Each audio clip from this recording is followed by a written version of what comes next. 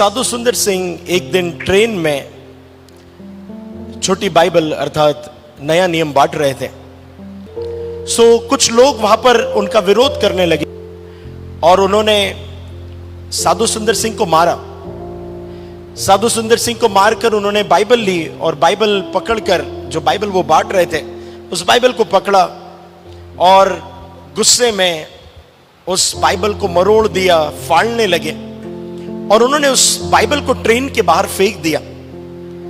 और साधु सुंदर सिंह को तब तक मारते रहे, परेशान करते रहे जब तक कि अगला स्टेशन नहीं आया और अगले स्टेशन पर उन्हें ट्रेन से उतार दिया।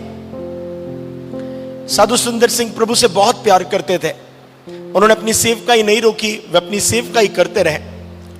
कई सालों के बाद वे एक गांव से होकर, एक विलेज से होकर जा रहे थे और वहां पर उन्होंने इस बात को नोटिस किया कि वहां पर एक छोटा सा चर्च चल रहा है, एक झोपड़ी है, वहां पर एक चर्च चल रहा है, लोग आराधना कर रहे हैं। और जैसे ही उन्होंने देखा कि वहां पर आराधना चल रही है, वहां पर गीत चल रहे हैं, वो रुक गए और थोड़ी देर के बाद वहां पर पास्टर खड़े हुए और पास्टर अपनी एक गवाही बताने लगे।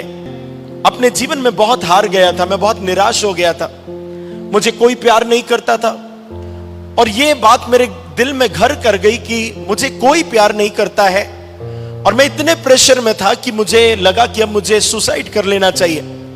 मैंने कई प्रकार के सुसाइड करने के तरीकों को आजमाया। फाइनली मुझे ऐसा लगा कि मुझे ट्रेन से के सामने आकर अपनी जान दे देना चाहिए।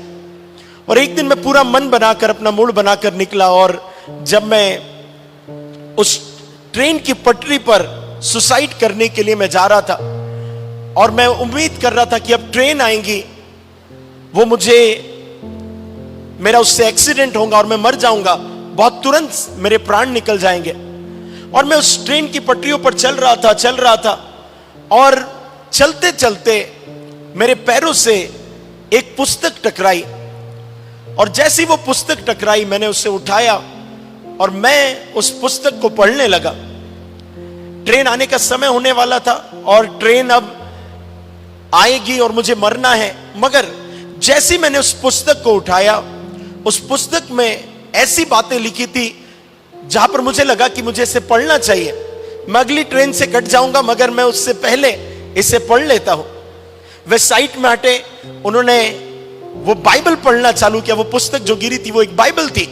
उन्होंने बाइबल को पढ़ना चालू किया और जब वो बाइबल पढ़ रहे थे, उस पास्टर ने कहा, जब मैं बाइबल पढ़ने लगा मुझे ऐसा लगने लगा वो बाइबल का हर एक वचन जो है वो मुझसे पर्सनली बात करने लगा और वो वचन कहने लगा कि परमेश्वर ने जगत से ऐसा प्रेम किया कि उसने अपने एकलौते बेटे को दे दिया।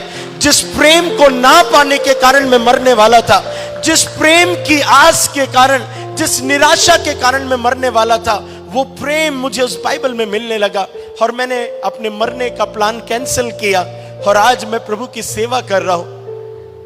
साधु सुंदर सिंह बाहर सुन रहे थे। वो व्यक्ति जिस गांव का नाम ले रहा था, जिस स्थान का नाम ले रहा था, ये वही स्थान था जहां पर कई साल पहले साधु सुंदर सिंह को ट्रेन में मार करके उनके बाइबल को उन रेल की पटरियों पर फेंक दिया गया था। Hallelujah, hallelujah. हमारे बाइबल से प्रेम करने का एक सबसे इंपॉर्टेंट कारण क्या है पता है?